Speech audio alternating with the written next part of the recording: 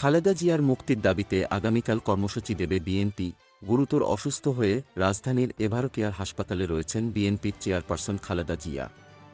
এ অবস্থায় তার মুক্তির দাবিতে কর্মসূচি দেওয়ার ঘোষণা দিয়েছে বিএনপি। আজ মঙ্গলবার দুপুরে রাজধানীর গুলশানে বিএনপি চেয়ারপারসনের রাজনৈতিক কার্যালয়ে সংবাদ সম্মেলনে দলটির মহাসচিব মির্জা ফখরুল ইসলাম আলমগীর এ কথা জানান। গতকাল সোমবার রাতে অনুষ্ঠিত দলের স্থায়ী কমিটির বৈঠকের বিষয়বস্তু তুলে ধরতে এ আয়োজন করা হয়। এ সময় মির্জা ফখরুল বলেন, বেগম খালেদা জিয়ার শারীরিক অবস্থা গুরুতর। সভায় এটা নিয়ে আলোচনা হয়েছে। সভা মনে করে রাজনৈতিক প্রতিহিংসার কারণে তাকে রাজনীতি থেকে দূরে রাখার জন্য বন্দী করে রাখা হয়েছে। তার মুক্তি পাওয়ার আইনি অধিকার রয়েছে। তিনি আরও বলেন, বেগম খালেদা জিয়ার উন্নত চিকিৎসার জন্য বিদেশে পাঠানো ব্যবস্থা করার দাবিসহ তার মুক্তির দাবিতে আন্দোলন গড়ে তোলার সিদ্ধান্ত হয়। আমরা আগামীকাল বুধবার তার মুক্তির দাবিতে কর্মসূচি ঘোষণা করব।